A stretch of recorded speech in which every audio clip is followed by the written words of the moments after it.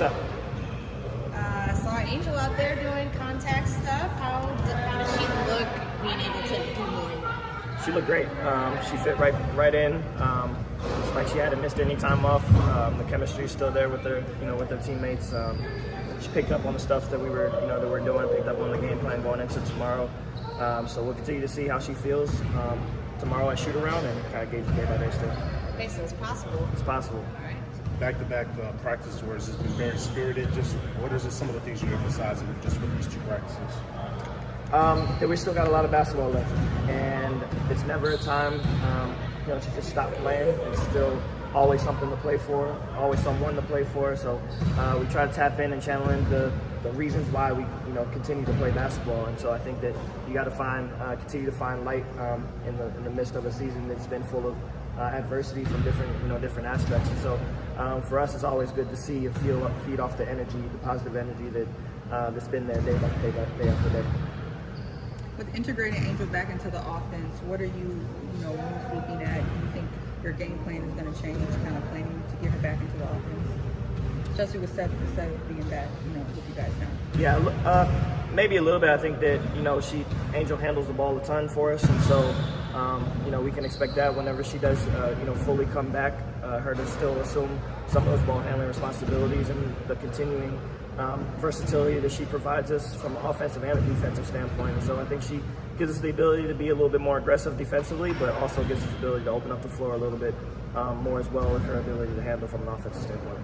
Seattle's very explosive. What's the key to kind of getting them just out of that transition part of the games? Well, last game, turnovers and transition killed us. I think they scored 26 points off of our turnovers last time, and so we got to be able to manage that and make them play in the half court against us.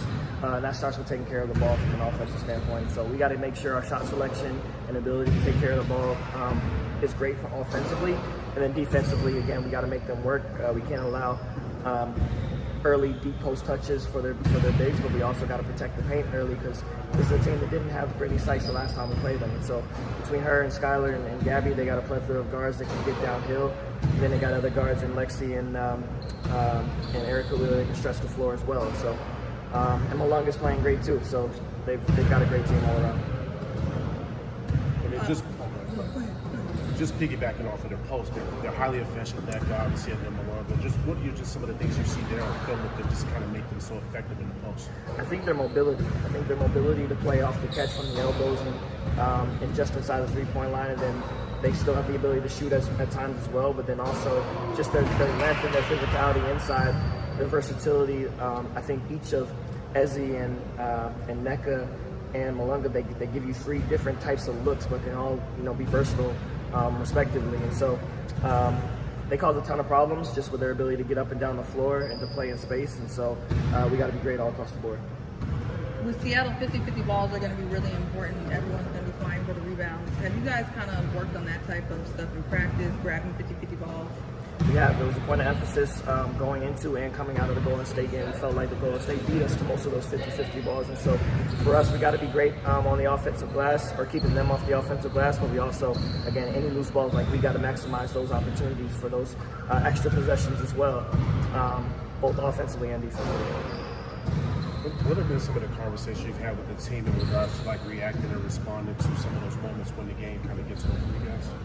Yeah, it's more so being poised, but also being present in the moment. And again, it's been all season of not allowing one or two possessions affect the next one. And so, from an offensive or defensive standpoint, I think the best teams in the league are those that even when their offense isn't going that night, they're still able to kind of bounce back on the defensive end and vice versa.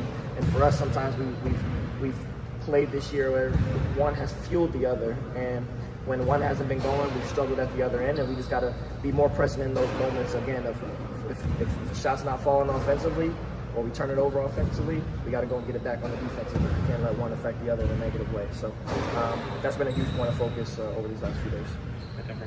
It seems like the spirit was high in practice today, and of course, Angel is now back practicing. How has she really affected the morale of the team since she's been back? Yeah, the spirit, we've done a pretty good job all year of maintaining a high-spirited practice and meetings and film sessions and things like that. I think that what Angel adds with her being back is her competitive edge. it's something that's it's infectious. It's something that we feed off of. She's a huge piece to that. But also she's brought a great positive energy and positive vibes as being back too. So you know that she's ready to get back into the lineup and ready to get back on the floor and out there with her teammates. I think her teammates are excited to get her back out there as well. So this is probably the most healthy. They're getting to being the most healthy that we've been in a long time. And so we want to be able to feed off of that. What have you learned about yourself as a leader going over the course of the season?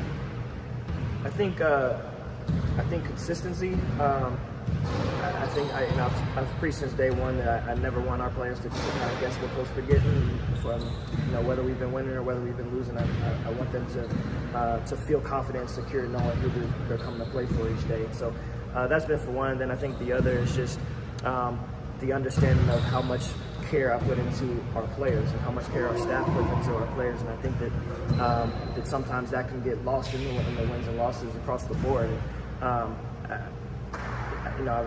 I've said it before too. There's a lot of coaches that can win a lot of games. There's not a lot of coaches that can have impact that lasts. And so that's the kind of coach that I want to be. Obviously, we want to win more, and that's always the goal. But in the midst of that, you can't lose sight of why you coach and why you play. And for me, it's to make the impact with these players and enjoy the time that we have together. So.